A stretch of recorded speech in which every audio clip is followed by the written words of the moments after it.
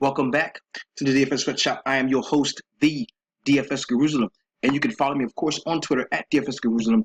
Today, we're going to be breaking down last night's 8-game NBA slate. Not a profitable night for me. A lot of twists and turns, a lot of bullshit happened going into tonight's slate. We saw some shitty coaching from guys like Luke Walton. We saw some crazy performances. We jumped into the midday mix earlier today, and we were able to hammer out and lock down some very solid plays. But for me personally, the core that I decided to roll with was not a very good one. And that's the beautiful thing about being inside a DFS sweatshop. You get so many different opinions, so many different guys have, kind of laid a hold to that core four roster building strategy. And, you don't have to rock with mine. You can use your own. I would implore you to do that. Because the way we attack these slates, especially in such uncertain NBA times like we're seeing now, is to everybody roster different cores, but we pull from the same player pool. So if we all roster different cores of plays, but we stuck to the pools that we set forth when it comes to the injury / rest plays, as well as the guys that were going to be very chalky, no wonder we saw some great nights from guys. Shout out to Derek Warlicks, man. He had a very awesome night in the sweatshop. Took him about 1,300 in cash winnings. Very, very solid night for him. Without further ado, man, we're going to go with our regular formatting of the show. Let's go ahead and jump into the core four review. Tonight, we had a pairing of Marc Gasol as well as Mike Conley. Did not work out very well. Gasol was at 10% owned, 7.5K, brought back 30 DraftKings points. Not a desirable performance from him. Mike Conley in 28 DraftKings points, 22% owned, 7.6K. Not a great showing there from him. And you got to think, the way we roster right now, going into the playoffs, we have got to target teams that are 7th, 8th, 9th, 10th in playoff seeding. Because those are the guys that I feel are going to be jockeying for a position. Now, it won't always come to the exact fruition that we want, but we can automatically assume that those are the guys that are going to be in the closer games. They're going to get the most minutes. They're going to be the most active. They're going to play with an increased sense of urgency as they really try to make that last-ditch playoff push. So those are the games you're going to be targeting going on down the stretch. It's going to get a lot easier once the playoff starts because everybody's going to come to play once the playoffs start. Once the tournament start, everybody's going to come to play. It's going to be much easier to roster guys. And then, of course, we move into baseball season. And I got to say something, man. It has been overwhelming, the amount of, guys that are in the sweatshop sharing not only their plays, but their strategy, their tools, the way that they come up with plays. Like, that is fucking awesome. And if you are not a part of a group that is willing to do that, check us out, man. Join us in the DFS sweatshop. If we had been on this level of sharing and being committed to seeing the other guy win, if we had been on this level at the beginning of the season, bro, I would not be filming this from the living room right now. I'm so serious. We would be, it'd be a live final, a DFS sweatshop live final, and we'd be in that motherfucker balling the fuck out. We'd be in Waikiki somewhere, and that's the goal. So as we roll into baseball season, if you are not too familiar with baseball, we've got some really solid cats in there. I'm an MLB guy myself, as well as NBA and NFL. So we can take you all through any season around the clock. We are going to be chopping up NBA DFS, man. And I really implore you to come along and jump in the sweatshop with us. There's going to be some really solid stuff in there for you to take advantage of all year long. So you can visit the website at www.dfssweatshop.com. That's where we're going to be handing out all of the information that you need, especially inside the Facebook group. That is where it all goes down. So let's go ahead and complete that core four review, man. We started this with Dragic as well, man. 27.5 DraftKings points. This dude averaged 41 points a game once he left the Phoenix Suns against them, the DraftKings points, and the dude goes out and scores 27.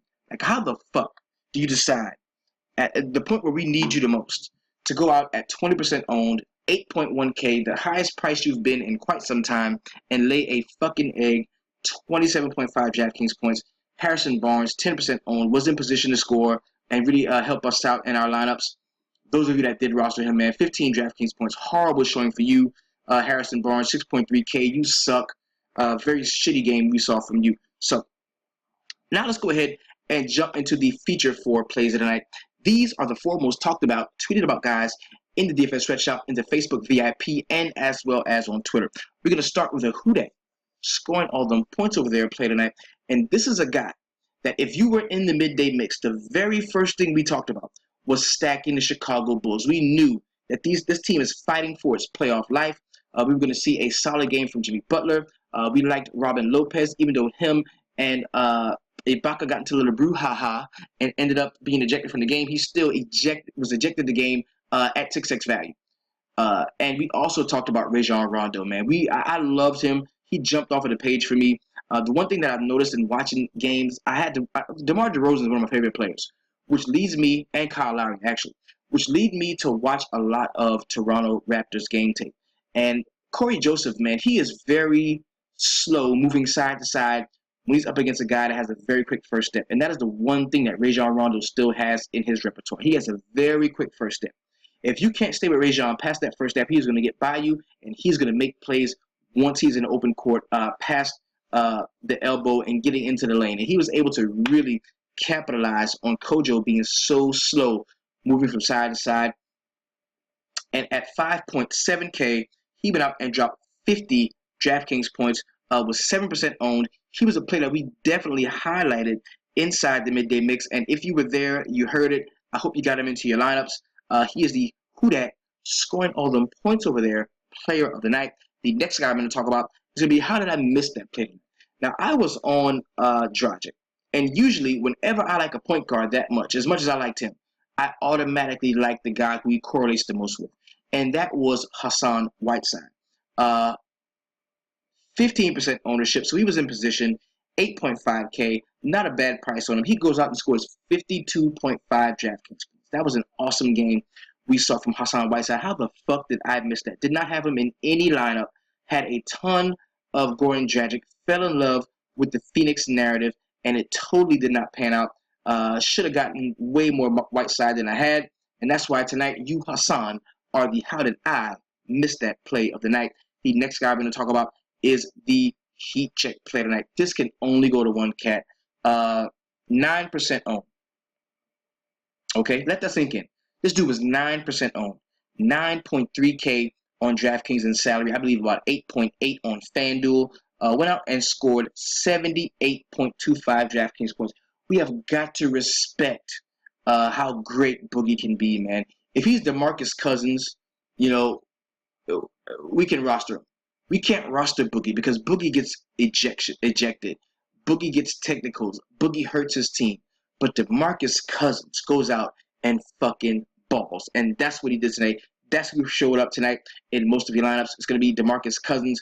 Again, 15% in 9% in ownership, 9.3K in salary. Went out and scored 78.25 DraftKings points. Excellent game we saw from you. And that's why I salute to you, DeMarcus Cousins. You are the heat check play of the night. The next guy I'm going to talk about is that one motherfucker who ruined all the lineups. And I kind of tossed and turned about, because I want to make this about me, and I want to pile the shit on Harrison Barnes for being such a fucking bum, being such a snowflake tonight. But you know what? I cannot get past James Johnson, man. This dude averages 20 real-life points a game in games where we don't see Dion Waiters, and he decided to go out tonight at 50% owned in some GPPs, 6.3K in salary, to bring back 16.25 DraftKings points. That means your ownership was way higher than your draft score, my brother, and that means you ran off on the motherfucking plug. And for that tonight, you are a motherfucking snowflake with your old snowflake ass. How the fuck can a team blow out another team? You are the backup center / power forward on the team, and you're the only one who decides to go out there and not ball out. Tonight, you a motherfucking snowflake, and I ain't gonna roster your bitch ass again. Till I catch you in another nice matchup I like. James, come on now. Dion Waiters is out for the rest of the season. Get your shit together. You got one more time. You got one foot in the grave. You're gonna be dead to me again with your old snowflake ass. Let's get on with the rest of the motherfucking show. Now, at this point in the show, what I like to do is go ahead and show you my very best DraftKings lineup. And I do this for a couple of reasons, man. Number one, I want to create that transparency between you and I. I want you to know that win or lose, the guys that I'm talking about are the guys that I'm playing. invested roughly $63 tonight, about 10% of my complete bankroll into today's tournaments. And, I brought back $43, I think, about 40 bucks. So I took a loss today on DraftKings, and it's okay. It happens. I'm a tournament player, the consummate tournament player, so I'm looking to either make a big return or lose it all. So I'm lucky tonight that I was able to get some of that buy-in back, and I can go forth on tomorrow's 8-game slate. So let's go ahead and jump into my very best strategy. Now, you're going to see a couple of core four guys here, starting with Marc Gasol as well as Mike Conley. Those are guys that I really believed in, man. We know at this point we're playing playoff basketball, and I really thought that these guys would come to play and really set themselves apart from the other team, especially, Marc Gasol being a guy that averages 50-some-odd points against the New Orleans Pelicans, dropped 70 on them last time. Boogie not being such a great low-post defender, I thought he would be in a great spot. Mike Conley as well. The streak that he was on came to an end the moment I decided to make him a part of my core of players. Those guys combined for about 58.5 DraftKings points, not nearly enough. I kind of had some trust in John Lure. Thought that this game could get out of hand. We could see a ton of bench love for the Detroit Pistons guys. They ended up losing the fucking game altogether. Jimmy Butler was a player that I liked all day. He was the chalk that we had to get a piece of. 67.5 DraftKings points in an overtime game. Very solid game there. Randy Floyd was a guy that I like. I liked him. I liked Dinwiddie as well. But I thought that maybe I could get Randy Floyd at lower ownership and could get me somewhere to around 30 points. That did not happen. But he didn't snowflake out. Kind of made value on 3K, which is you need more than that anyway. Damian Lillard. He was my late night hammer at 56.25 DraftKings points. Very solid game from him. Got over 6x value. We saw a solid game from D'Angelo Russell. Another late night hammer that I had to close out my lineup, as well as Vince Carter. This lineup finished with 266.25 DraftKings points, which on a night that was very low in scoring. I was able to finish 175th out of 963 in the pick and roll single entry, 223 out of 1176 in the 5K high five. So all of these cashed. This is what kind of brought everything back. And it's funny because my very best lineup was my single entry lineup. And anytime that's happened in the past, I've won a lot of money whenever my single entry lineup was my best lineup. So hopefully I can keep that going as a trend and do that on today's 8-game slate. Now, let's go ahead and check around the industry and see what some of the tournament bills are across all three sites, because I do play FanDuel, DraftKings, and Yahoo. I want you guys to see what we have to look forward to tomorrow, or today, in the way of tournaments. Let's go ahead and check that out. Now, first thing that we can see that kind of jumps off to us is going to be the 4-point place 20 entry max tournament. I kind of like those 20 entry maxes. This is going to be about 80 bucks to go ahead and fill it in. It's a 275K complete tournament pot there. Of course, for you high rollers, we got the triple threat. That's $33 buy-in.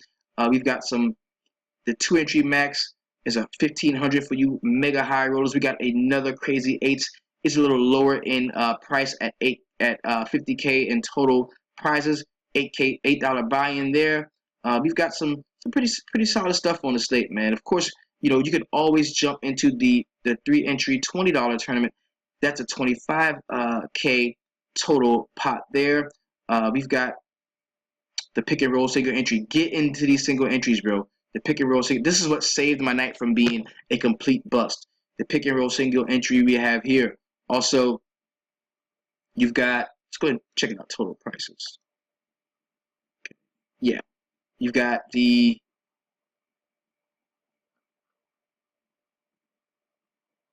and one. It's a dollar tournament right here. Those are really good to kind of set your lineups off. You've got the $3 3 entry max here, 15K. Of course, these single entries, get into these, man. 12 bucks single entry. You're looking at 1,445 people there. Of course, you've got get into those single entry tournaments, man. That's where you can really one shot, one kill. I generally create one lineup, put them in all of my single entries. That's what saved me tonight. Of course, you got your quarter Sharky games for 25 cents a piece, 35,000. You pay a quarter getting those. I build my lineups in there. A lot of good stuff there on DraftKings. Let's go ahead and check out FanDuel here. We've got for you high rollers the $40 entry. It's a $444,000 prize pool there. You can also jump into the $3 tournament. That's going to be a max enter. I think it's you can put you can put 50 lineups, 150 lineups in that, 250K. There we've got the $1 tournament. It's a 3-entry max. That's a pretty good tournament to get into. There's a lot of good stuff, man, on FanDuel for today. So there's some single entries here. The $10, the $5, the $2 single entry, $25. Get in those, man. I generally create one lineup in these and run them throughout. Now over on Yahoo, of course, the payouts are a little bit smaller on Yahoo, but they're still fairly decent tournaments, man. Let's just go ahead and check them out. We've got the 9K. It's 1,000 guaranteed to first. It's a $5 entry. There's only 2,000 contestants in there. That's a pretty good one. You can rock with the 1K, and you can't put any more than 10 in these. The max entry on these is 10, so that's pretty good. You've got a single entry that's a $600 complete pot there for $1, a $2 one, 600. So there's a lot of good tournaments there. Of course, you got the 8-game slate starting at 7. You got a 6-gamer starting at 8. 3 at 9, 2 at 10:30. So, Yahoo is pretty solid, man. I kind of like Yahoo so far. So that's how we're going to be rocking, man. Let's go ahead and jump into a very quick recap of last night's games. We're going to start, of course, with the first game on the slate. It is the Toronto Raptors at home Air Canada Center against the Chicago Bulls. This was easily the most entertaining game on the night, the very best game on the slate. We saw some very solid performances. This is playoff basketball, nearing playoff basketball.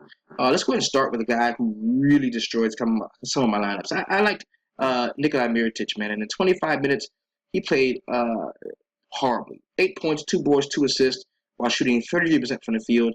Got benched for a period of time. And Paul Zipser played 40 minutes. And that was in part due to how bad that we saw Nikola Mirotic playing in this contest. That's what really solidified Paul Zipser's minutes. And if anybody gets 40 minutes in an NBA game, it goes in overtime. You can definitely look to those guys having a very solid outing. Robin Lopez, before he got into that little scuffle with Serge Ibaka, he was balling out, man. In 24 minutes, he finished with 12 and 40 with 1 assist and 3 blocks. We saw Jimmy Butler for 43 minutes into overtime, 37 and 10 to go with 6 assists, 1 steal, and 2 blocks.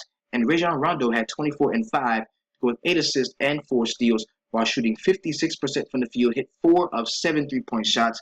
Man, Rajon balled out today. Really great game there.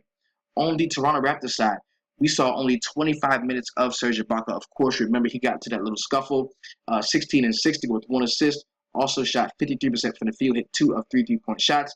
Didn't see much Jonas Valanciunas, only 24 minutes. He had 8 points and 5 boards, not a great game there. And DeMar DeRozan took this team and put them on his back. Carried them into the overtime, destroyed the Bulls in the overtime, had 43 minutes, 42 points, 7 rebounds, 8 assists, 1 steal, 1 block. Excellent game there while shooting 44% from the field. He only hit 1 of 5 3-point shots, but he had an awesome game going to the basket. Very solid game there. Corey Joseph in 43 minutes had 19 and 1 to go with 2 assists and 1 steal. And we saw PJ Tucker for 33 minutes. He grabbed 12 boards, had 8 points, an assist, and a steal. Very solid game for him at that price point. The next game we're going to get into is going to be the Brooklyn Nets at home, supposedly defending the home court against the Detroit Pistons. Man, this game started off pretty slow, but it picked up pace later on. We saw a very nice game from Andre Drummond.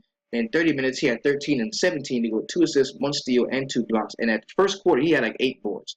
And I was like, oh, shit. Here we go again. But this is Andre Drummond. 50% from the field. Very solid game we saw from him. Tobias Harris in 36 minutes had 24 and 5 with 1 assist, 2 steals, and 3 blocks. He shot 66% for the field, hit 4 of 5 free throws. Very solid game for him. And there was a narrative involved in this game. His parents, man, it was the first time he saw them in quite some time. They live out in Long Island. So when Detroit went to Brooklyn, they were able to check them out, and see him play after not seeing him play for quite some time. So that was a very big deal for him. And he went out and had a very solid game in front of his parents. Gotta love feel-good stories like that.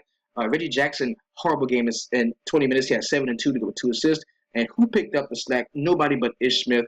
We talked about him, chopped him up in the midday mix. 27 minutes, he had 16 and 7 with 4 assists and 3 steals. Also blocked the shot. Let's just stop playing Reggie Jackson. Let's just stop. Yo, Stan Van Gundy, bench Reggie Jackson. Bench the motherfucker. Get him off the court. Just play Ish Smith. He's clearly better. Reggie Jackson is fucking done. He's horrible. He's horrible. Kentavious Caldwell Pope, didn't feel like I was going to see a huge game from him, but I thought he would be solid. In 35 minutes, he had 19 and 4 to go with 3 assists. Pretty decent game there from him. On the Brooklyn Nets side, I liked Brook Lopez. At 32 minutes, he had 29 and 7 to go with 1 assist. Pretty solid game there. Spencer Dinwiddie was the cheap chalker today. It proved to be correct. In 30 minutes, he had 10 and 8 to go with 4 assists and 2 blocks while shooting 33% from the field. And we saw a pretty decent game from Karis LeVert. In 25 minutes, he had 15 and 2 to go with 1 assist and 1 steal. Real quick, just got a message from Paul DeFrancesco. He is in the sweatshop. Posted a pick in there, man. Took down 4th place in one of the larger tournaments. 3rd day in the sweatshop. Finished with a score of 376.5 DraftKings points. Shout out to you, Paul DeFrancesco, as D-Tech Nation on FanDuel. Excellent showing for you, man. Very proud of you, man. Wonderful. 3rd day in the shop. You already paid off your subscription already. Let's keep it rolling.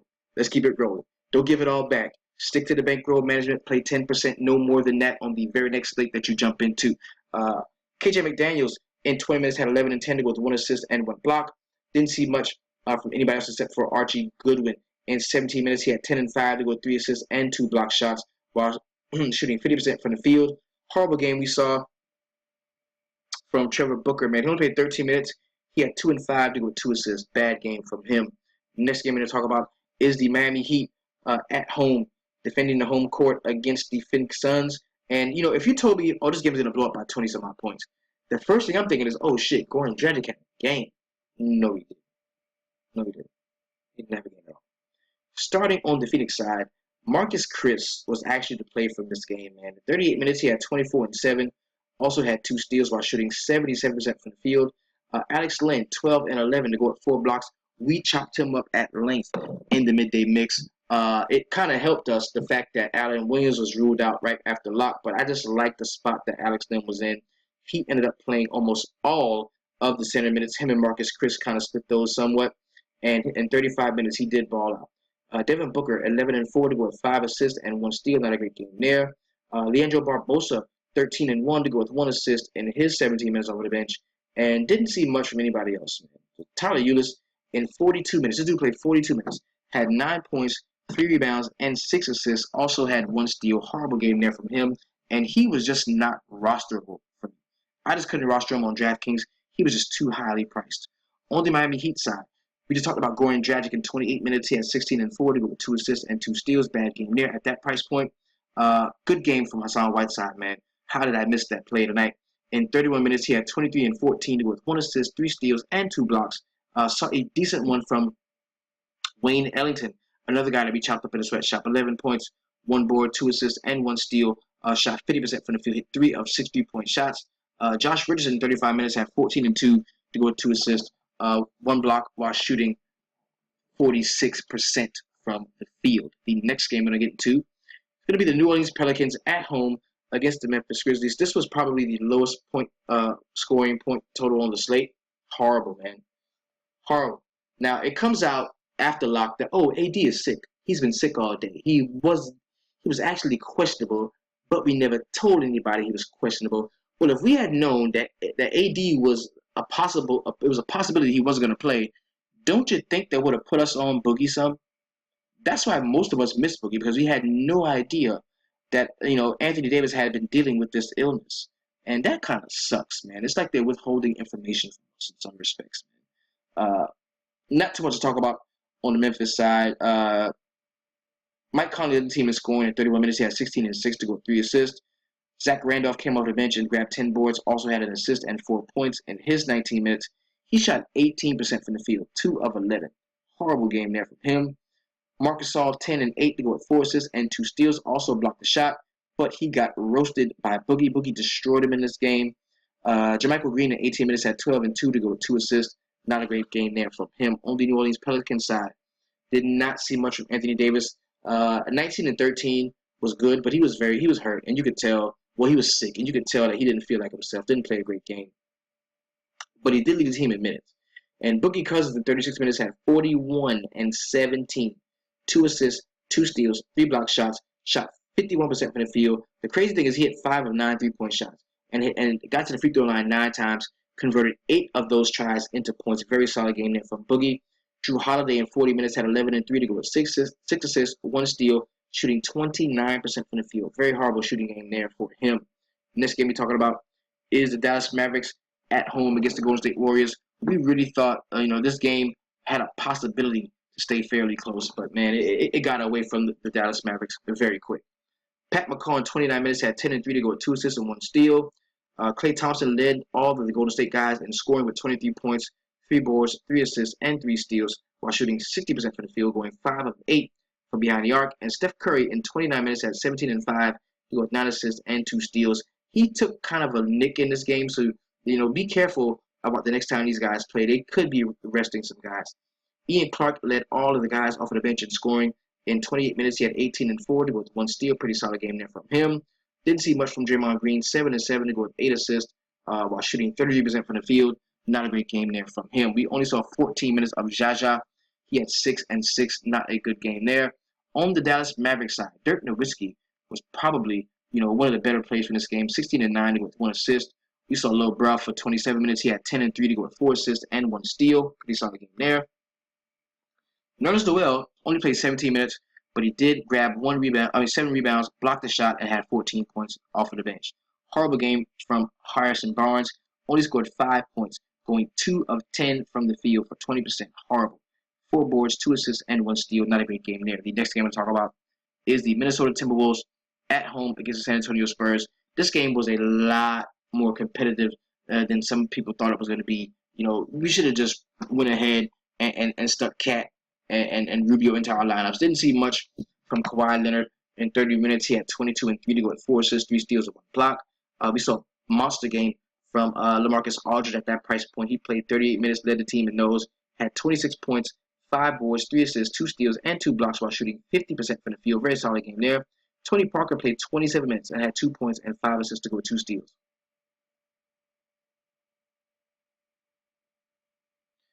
Danny Green in 32 minutes had 10 points, 3 boards, 3 assists, 1 steal, and 1 block while shooting 57% from the field. And we saw Manu Ginobili for 19 minutes. He had 11 and 3 to go with 2 assists and 3 steals while shooting 57% from the field. Paul Gasol, he started the second half and ended up playing 24 minutes, had 11 points, 6 boards, and 2 assists to go with the block. And that proved to be like the difference in the rest of the game because they just, took control of the game once they came out of the halftime break. On the Minnesota side, Andrew Wiggins, man, 36 minutes, he had 22 and 4, with 4 assists and 1 steal. Not a great game from him. Karl-Anthony Towns had a really nice double-double. In 39 minutes, he had 25 and 14 to go with an assist, a steal, and 2 blocks while shooting 47% from the field. And Ricky Rubio had 9 and 7 to go with 7 assists and 2 steals while shooting 30% from the field. Not a great game there from him. Shabazz Muhammad, somebody that I begged you to get into your lineups in the midday mix. I made a really strong case for him. He had 23 points. In 23 minutes, he had 18 points and 4 rebounds to go with the steal. Pretty solid game for him off the bench at that price point.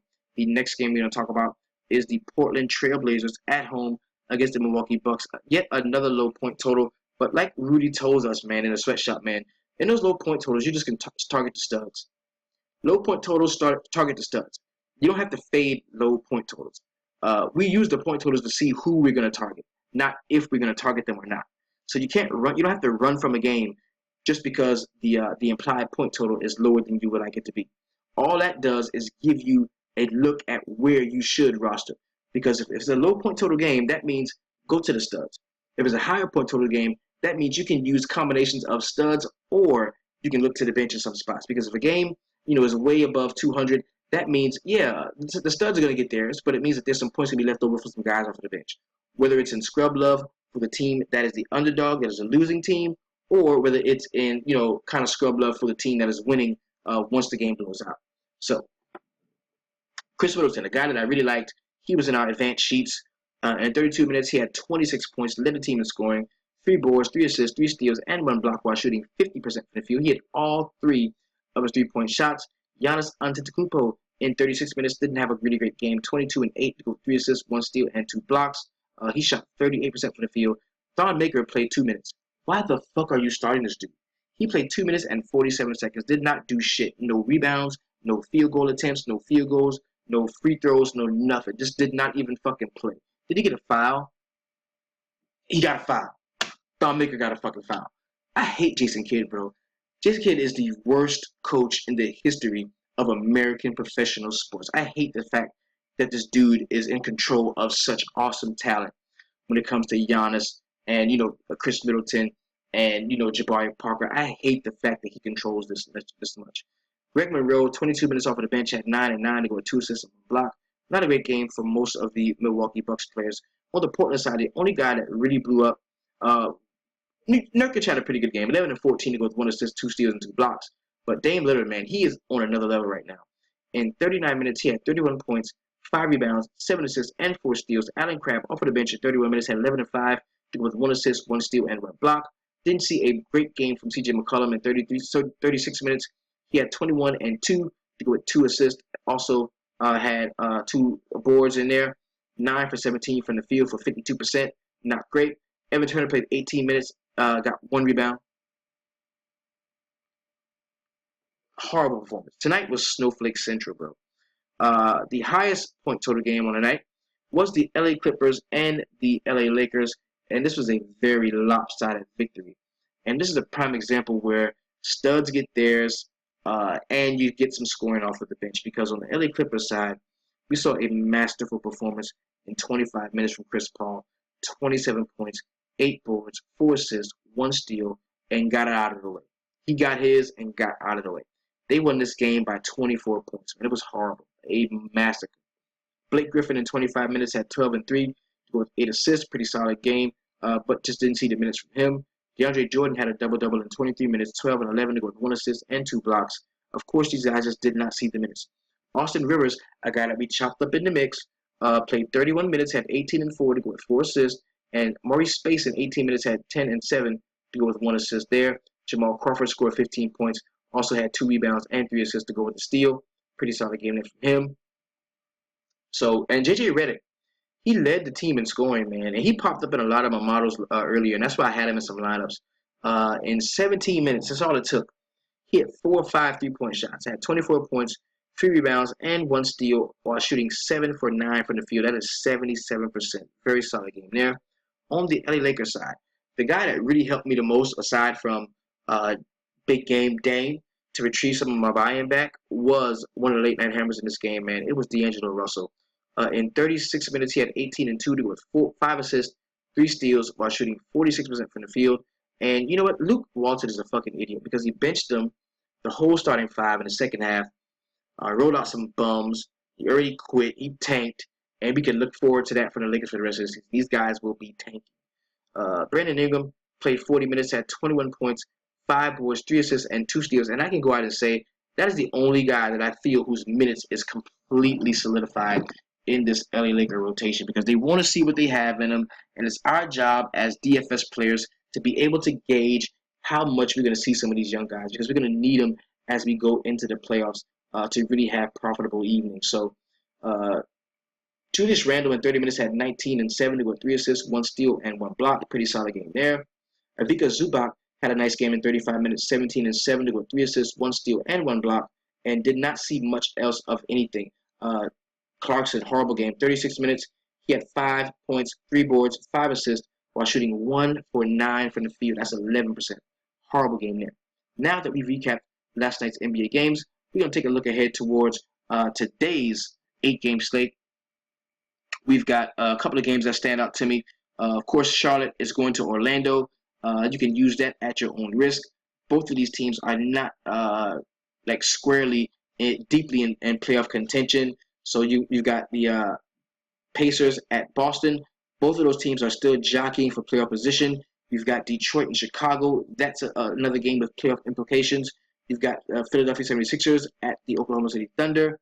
You've got, on the ESPN game, this is actually one of the games that's going to be televised. It's the Atlanta Hawks going to Washington. And Atlanta's been sucking lately. We know we're not going to see Paul Millsap in this game. We got to deal with that. And then we've got Cleveland going to Denver to take on the Nuggets. Should be getting some of the Nuggets guys back, And we've got the Milwaukee Bucks going to Sacramento, 10:30 game, and the last ESPN game is going to be my New York Knicks taking on uh,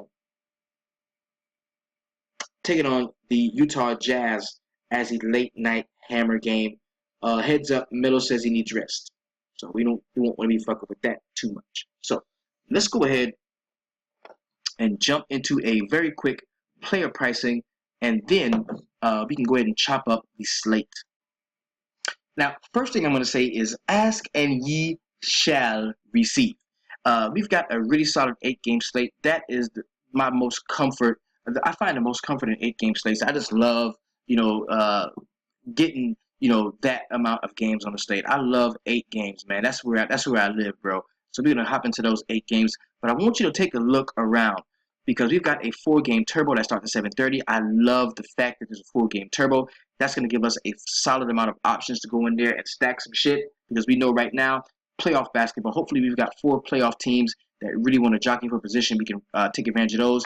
And if you like what you make in here, if you like what you make in the turbo, if you like what you make in the 3-game late, throw them bitches in the main. I cannot stress to you how important it is to throw them bitches in the main. If you really like a lineup that you make, especially in this 4-game turbo, man, dig into this and check it out.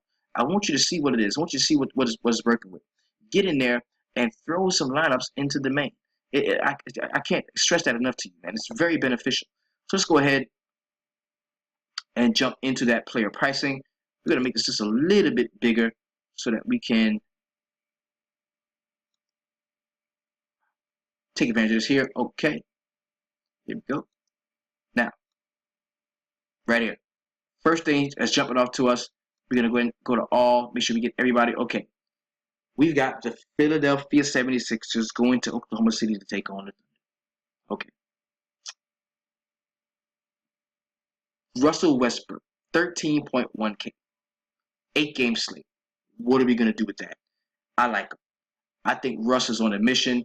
Of course, this is not a team that is, jockeying for a playoff spot. They're safely good. They're going to make the playoffs. This team's going to make the playoffs. But Russell Westbrook at 13.1 against the Philadelphia 76ers. This is 2 bad teams, but the difference is one bad team has a great player. The other bad team has a bunch of young players that really want to play and show that they belong in this league.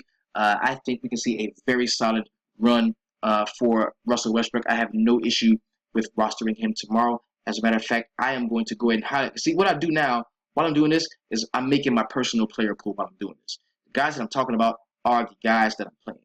So that's a guy, Russell Westbrook, that I think we can definitely get into our lineups tomorrow. LeBron James at 11.1 is a player that I'm not particularly, high on. But on an 8-game slate, the way the Cleveland Cavaliers have been playing lately, I'm going to have a Cleveland stack. I'm going to rock with some LeBron tomorrow. I don't think he's in a bad spot. You can give me some LeBron. I have no issue playing LeBron tomorrow. Not at all. Not at all. I do like LeBron. Next guy is Nikola Jokic. He's going to be matched up in a very difficult center spot. We do know that we're going to be seeing Tristan Thompson. This is a very tough team to play as far as the center spot goes. And Jokic at 10K flat is a fair price on him. Do I think he can get 50 to 60 DraftKings points? He's capable. But would I want to risk that much salary in a game like that? Maybe. Because sometimes studs in bad matchups see low ownership, and that can definitely separate us in tournaments.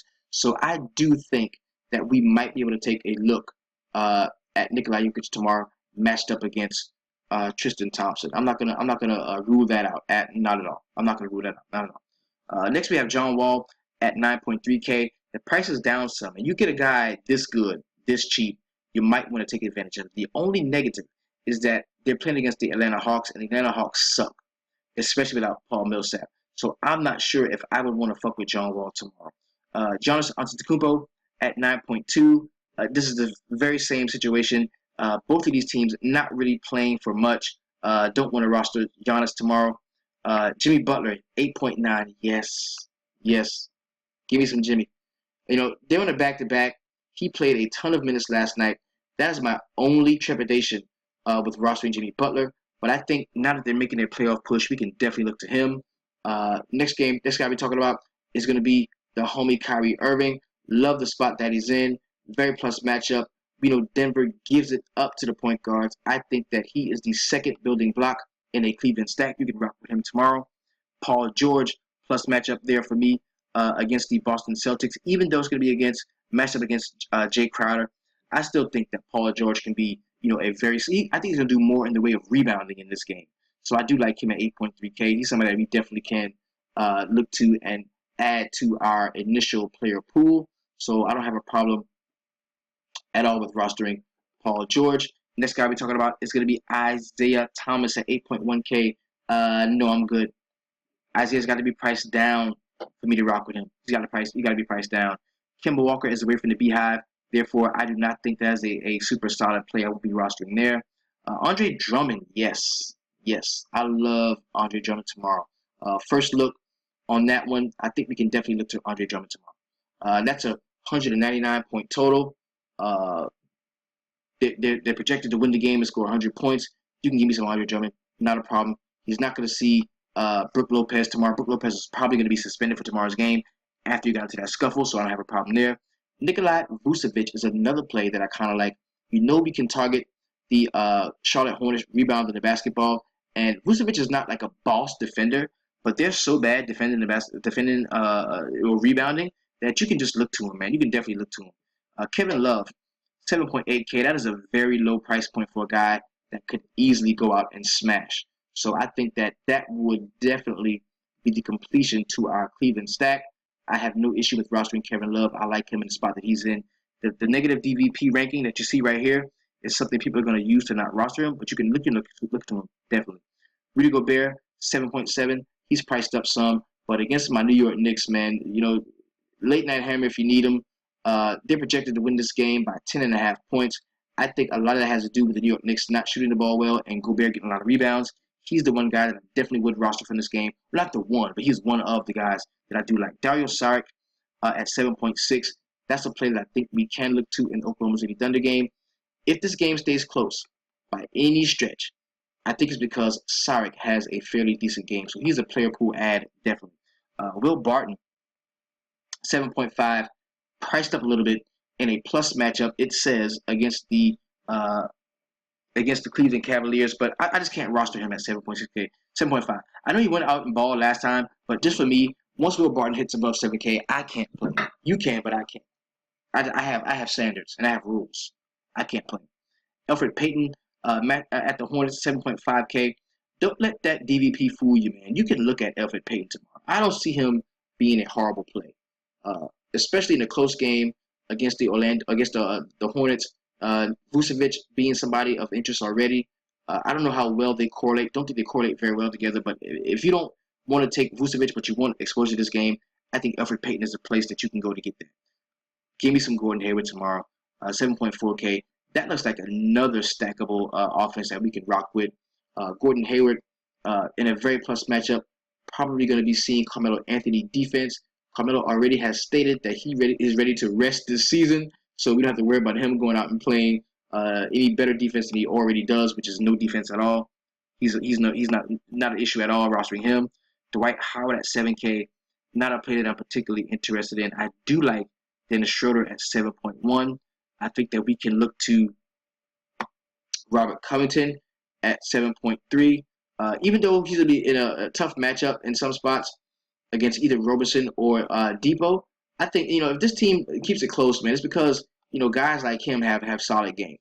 So I have no issue rostering him there. We talked about Dennis Schroeder just briefly. John Wall, not a big defensive stopper. I have no issue with Dennis Schroeder in this matchup.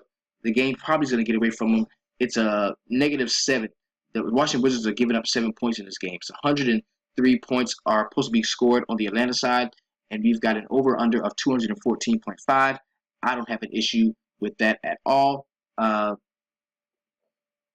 Dwight Howard, 7K. He can definitely rebound against the Washington Wizards. But the question is, man, do you think that this game stays close? If this game doesn't stay close, then there's no point to that because Howard is not going to get the minutes. Bradley Beal could be the reason that it does blow out. 7.2, the price is down on him. I kind of like him a little bit. You can rock with him there.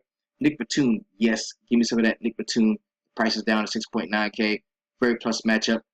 Battling another French man on French man crime. I think that's all good. He'll be matched up with Evan Fournier. I like him. Al Horford at 6.5.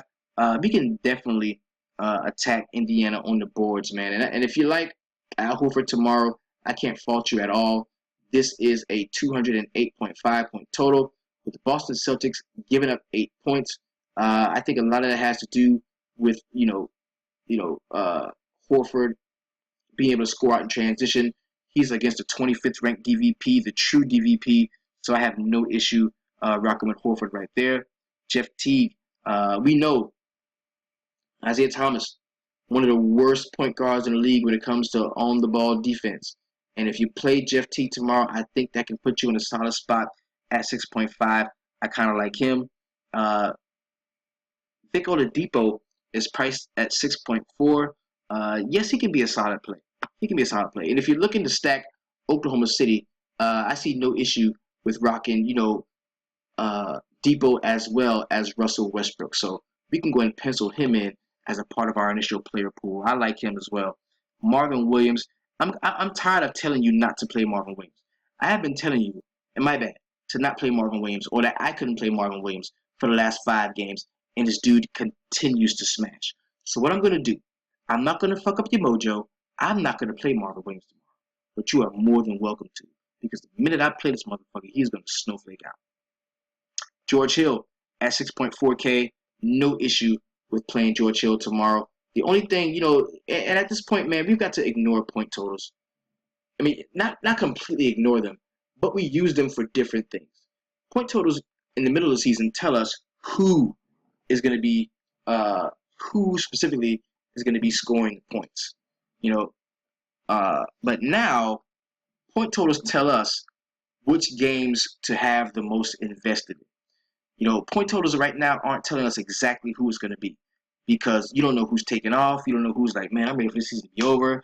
You don't know who's saying, man, I'm going to save it till the playoffs comes. There's so many other, things involved in the point totals now that I kind of want you not to ignore them, but to use them for different things. Right now, use the point totals to kind of get a gauge on, how much you can invest in a game.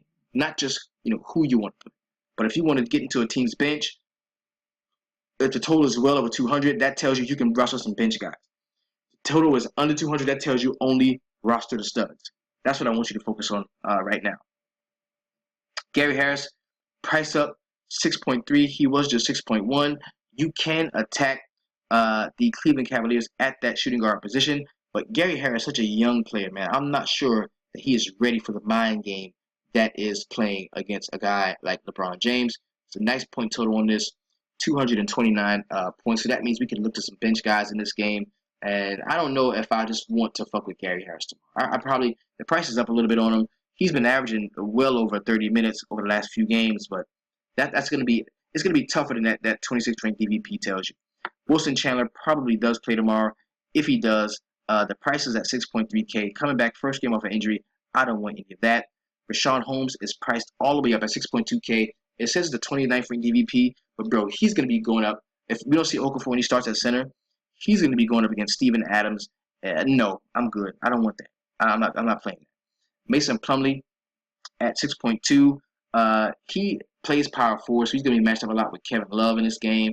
I think, no, I don't want that either. Chris Middleton is a no for me at 6.2. This game doesn't mean anything. Kristaps Porzingis at 6.2 is a no for me. The Knicks cannot make the playoffs. Avery Bradley is in play for me at 6.1. The price point has not moved very much after he had that really great game. So I think we can definitely look to Avery Bradley tomorrow. Otto Porter at 6.1. This game, it has significant meaning because, Washington Wizards are still, in that playoff mode. They're in the mode of playing playoff basketball. I don't see John Wall going at super hard, but I do see a guy like Otto Porter paying off that 6.1 price tag fairly easily. Of course, like I said, it's a 214.5 point total, so we can actually look to some guys off of the bench on both squads. I think that you can definitely look to Otto Porter tomorrow. I like him tomorrow. I like the spot. Willie Cauley-Stein, he's a guy that's going to get a ton of minutes probably, just because they want to see what they got in this young guy. And at 6.1K, that is a lot to ask for him as far as pricing. But he could make value at some point. I don't have an issue with rostering him. He's not a player pool guy, but if you want to play him, I don't have a problem with that. Jay Crowder at 6K, going to be seeing some Paul George defense, which regardless of this 10th ranked DVP has not been very great defense as of late. I think Crowder is one of those guys that you can pencil into your player pools, get him in there, kind of like him. Tobias Harris is a play that I like. I like Tobias Harris tomorrow. As a matter of fact, I love Tobias Harris tomorrow. He is Tobias Harris is core 4 considerable. Coming off the game that he just had, of course he's back into the starting rotation. I've got him slated already at projected over 5x. I kind of like him tomorrow. Gallinari is questionable. Probably won't play tomorrow. I thought he was doubtful the last time I saw it. Tim Hardaway Jr., this price should have moved down on him, and I don't want any of that. Markieff Morris, the price is down on him. 5.9K for Markieff Morris in a plus matchup, and in my opinion, against the Atlanta Hawks this game, I think we can look to him. See, you see how I don't like John Wall. I like the guys that surround John Wall in these matchups. So that's a guy that I'm going to take a look at. Evan Fournier at 5.8. You can attack the Charlotte Hornets 2 places. In the low block at the center or / power forward position, as well as at the shooting guard position. So that would automatically bring Evan Fournier into consideration for me. The only down thing about this is the Orlando Magic are not playing for anything. And that is the only trepidation I would have about rostering some of these guys. Okay? We've got Rajon Rondo next at 5.7. And I like Rondo tomorrow again. I think we can go back to the well with Rajon tomorrow. I don't have any issue with rostering him at that price tag. The price hasn't moved very much on him, man. The dude is 5.7K still after going out and scoring 50 DraftKings points. Now, he's probably going to be fairly chalky. A lot of people are going to be on him probably tomorrow based off of the recency bias, him going out and having a really solid game. But, I mean, a good play is a good play. And I really think that tomorrow, Rajon can be a very good play as they make their playoff push. And like I said, look, Reggie Jackson is not that good moving from side to side either. He's not. Now, he's the next in line. 5.7 is the price on him. I don't want it. I can't do it. Jameer Nelson, 5.6. Going up against Kyrie Irving defense, yeah, theoretically, you can always target whatever the point guard is that's going to be starting against Kyrie Irving because he does not try as hard on the defensive end as he does on the offensive end. So we can give a little look to Jameer Nelson. KCP, I love him tomorrow. I think tomorrow can be a KCP game. This game is full of great shit because both of these teams are really jockeying for that playoff seeding, man. And I can tell you, coming off a loss to Brooklyn, they did not expect to lose that game. Both of these teams on the back-to-back. It's going to be a lot of rebounds. It's going to be a lot of open shots being taken. Going to be a lot of missed shots. Going to be some steals. A lot of fantasy stats are going to come from this game. The fact that they're on the back-to-back and Chicago just played an overtime game. Frank Kaminsky, I am absolutely in love with the spot that Frank Kaminsky is in. As far as all of the Charlotte Hornets go, Frank Kaminsky is probably my favorite play for the Charlotte Hornets tomorrow. I really like him today, actually. Now, this is a 206 point total, so that means the Charlotte Hornets are giving up 5 points. So that means we can look to some of the guys on the Charlotte Hornets bench, and I really do like Frank Kaminsky tomorrow. Aaron Gordon, 28th ranked DVP, kind of don't want to go there tomorrow. I don't really want a piece of that. Ersan Ilyasova, he is going to get that start again, priced up to 5.5K. Due to the ownership that he saw, it drew the price up. I don't want any of that. I'm good. No Marcus Smart for me. TJ McConnell at 5.4 is a play that I can take a look at, but not as much as I have in recent games. So, but I am gonna highlight him too. I'm gonna go ahead and highlight him just because he doesn't have to score a lot of points in order to be effective. If he gets 8 points and 10 assists and 6 rebounds, you're good. You're good because he's gonna get a couple steals as well. Because we know Westbrook turns over the ball a lot because he handles the ball a lot. Marcus Morris at 5.4, the price is down on him. He's in a perfect bounce back spot against the Chicago Bulls. Didn't have a great game out last time. I think that we can take a look at him as well. So the only guy so far that I don't like for the Detroit Pistons is going to be Reggie Jackson in the starting rotation. That's it. Darren Collison, 5.2 is a no for me. Greg Monroe could see a fair amount of minutes at 5.3. Not too sold on him. Derrick Rose matched up against George Hill. That is a no for me. Enes Kanter at 5.1. I do love the spot that he's in. Actually, I like Kanter and Adams in this game. Against the Philadelphia 76ers, we've learned in the past, man, just play them. If the center's playing against them, just play them. And see, the beautiful thing about the Oklahoma City side of the ball is it's a 114 point implied total. And of course, we're going to look to Russell Westbrook to get a ton of usage in this game, but that means that we can look to the bench as well. And if you look into the Oklahoma City Thunder bench, who better to look to than Enes Kanter, a point per minute monster? Taurean Prince is screaming fade me from that 5K price tag. Don't want anything to do with that. Jahlil Okafor either in this matchup. If he does play and he doesn't get the start, he'll be matched up against Steven Adams. Don't want a piece of that at all. Michael K. Gilchrist is probable for tomorrow. It says questionable here, but I think he's going to be playing tomorrow. At 5K, we can take a look at him. Malcolm Brogdon matched up against the Sacramento Kings. Not a player that I'm particularly interested in. Neither is Buddy Hield at 5K either. I don't like that either. Derek Favors is a no for me. Denzel Valentine, no. Scal Labissiere. I think we can look at him tomorrow. I kind of like him at 4.9K. They want to see what they have in this guy. He's going to get a fair amount of run. Let's find out exactly how many guys are going to be playing. And Tristan Thompson, definitely like Tristan Thompson. He is under 5K, and he is going to be a part of that Cleveland stack for me. I think I can go 4 deep on the Cleveland side, man. And I think I'm going to do that in a few tournaments. I like him tomorrow. Cody Zeller at 4.8K, definitely deserve consideration there. Not a problem at all rostering Cody Zeller. Didn't have a pretty great game out last time, but he's somebody that we can look to. I kind of like Cody Zeller. So that's going to tell me, the point total is over 206 again for the Charlotte Hornets and the Orlando Magic. And you've got Nicholas Batum, Cody Zeller, and Frank Kaminsky are guys that I am keeping my eye on right now. Tyreek Evans, no, don't want that. I got to know by like 2 o'clock that he's locked in at a start. If I don't wake up in the morning to know for a fact that Tyreek Evans is going to be starting, I'm not fucking with him. Guillermo Hernan-Gomez, no, I'm not going to start the center against Rudy Gobert. Just not going to do it. Kenneth Faried at 4.7, burned me last time, don't want a piece of that. Juancho Hernan-Gomez at 4.7. We're probably going to be getting back Wilson Chandler, so we don't have a need for him. I like Thaddeus Young at 4.6K. I think we can definitely take a look at Thaddeus Young. The point total is 208.5. There's going to be some rebounding in this game. I kind of like him. I think we can look to him. I like him. Because I don't really like Miles Turner that much. I take that back. Well, see, this is a third-ranked DVP, true DVP, that he's going to be seeing.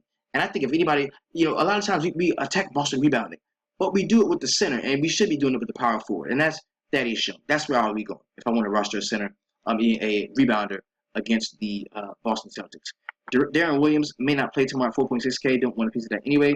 Mirotic has not been playing very well lately. I do like Bojan Bogdanovic. I think he can come up and do some mop-up duty, man. In a point total that is well over 200.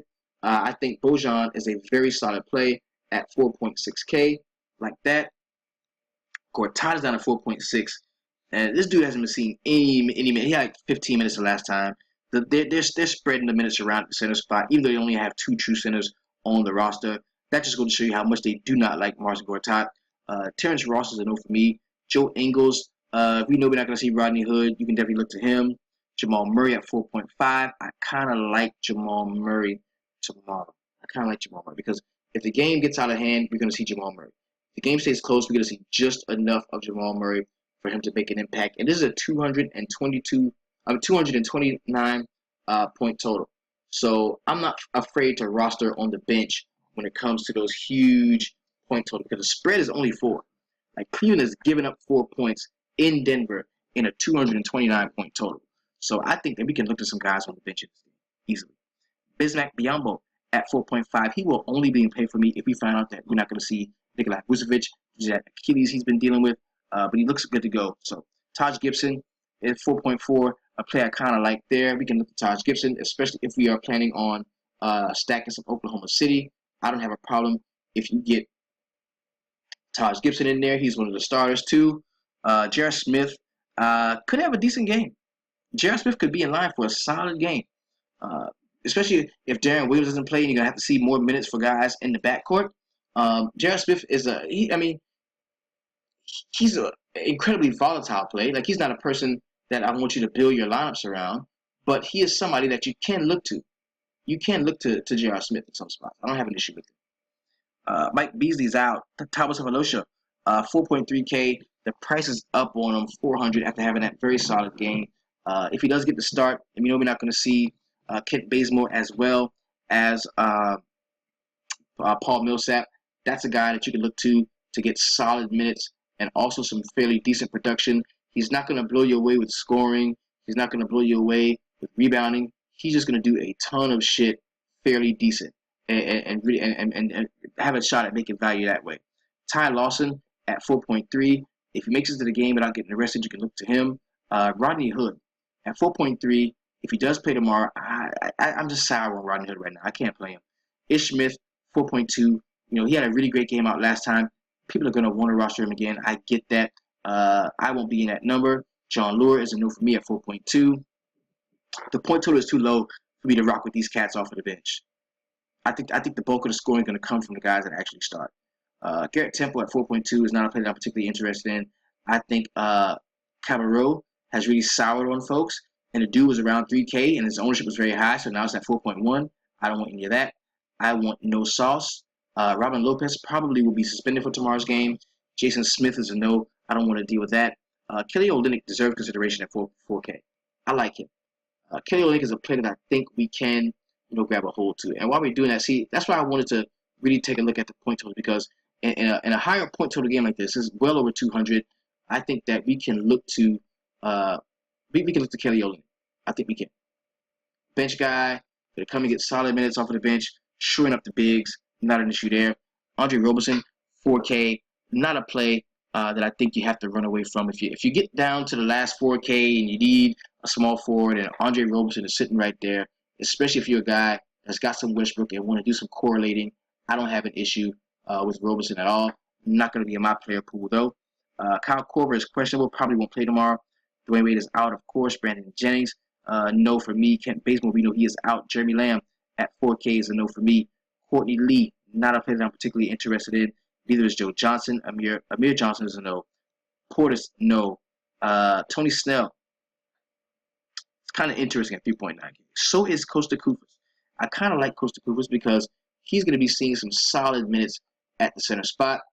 He's going to be starting. This is a low point total. Is 202.5. I think we can look to Costa Koufos. He is the only guy so far that I kind of like in that starting rotation for the Sacramento Kings. Lance Thomas is a no for me unless we get word that Carmelo really is going to be resting, as he stated earlier. CJ Miles, 3.8 is a no for me. Justin Anderson, he should be playing tomorrow. I don't like him at all. Michael Carter-Williams is a no. Kylo Quinn is a no. Monte Ellis is a no. Dellavedova, no. There's not a lot of plays that I really like at the bottom of this, man. This is pretty much cut and dry.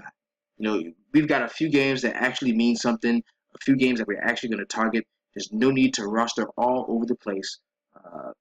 Sergio Rodriguez is no for me. Gerald Henderson, 3.5, no. Sean Long, no. There's just not a ton of stuff to like at the bottom of the slate. But let's go ahead and search. Let's see this right here. The Papagiannis dude. There's a good chance he gets a solid run of minutes. Sacramento, man, they're completely in the tank. They don't want to roster too many guys. They want to see what they have from the people that they do have. This dude, you could take a flyer on him at 3.4K. His ownership did go up last time. That's why the price went up just a little bit. He was a minimum salary guy.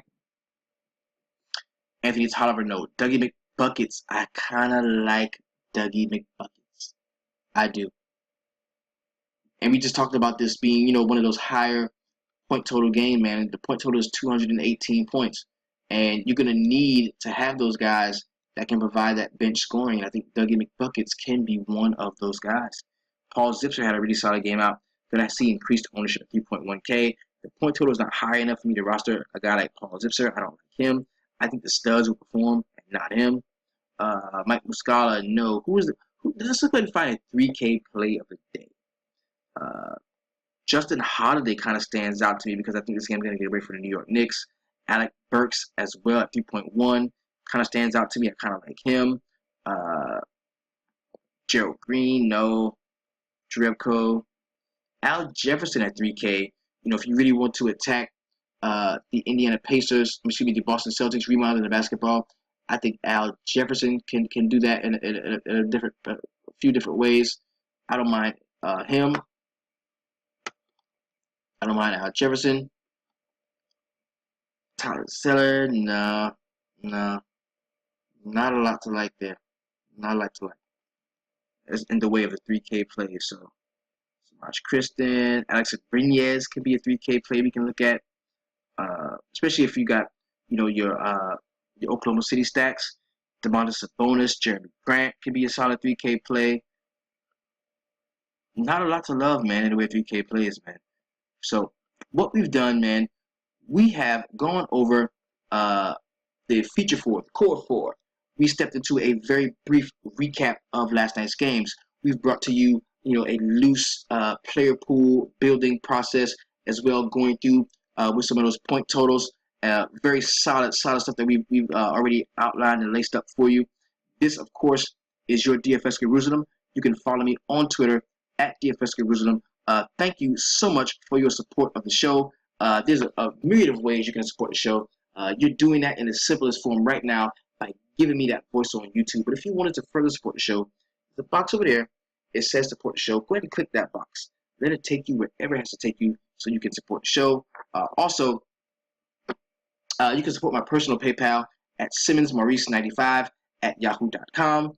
The sweatshop swag t-shirts have been sent out. They are en route to everyone now. Thank you for all of those that supported. If you were not able to get in on this shipment, hit me up, man. I can get another one started for you. We get those out to you. 100% gilded cotton. Very nice shit. Also, I've got the hats coming very soon. We are in discussion with a couple of different companies about how we're going to, distribute those and make those for everybody. Also, you can definitely become a full-fledged member of the DFS Sweatshop by visiting the website at www.dfssweatshop.com. That is where you receive all of our tips and tricks and toolage that will convert you into a profitable daily fantasy sports player. Also, be on the lookout, man. We are rolling into MLB, and it's so beautiful what's going on, especially in the sweatshop. Because over the last 2 months, I finally got it to sink into my guys that don't share your plays. Don't just share your plays. Share your process. Share your process. Because all of us have different minds. All of us see things differently. And the process is what does it. The plays come and go. But the process is something that we can all latch on to and understand and explain back and forth. And plus, that's legal. Sharing our lineups is not legal.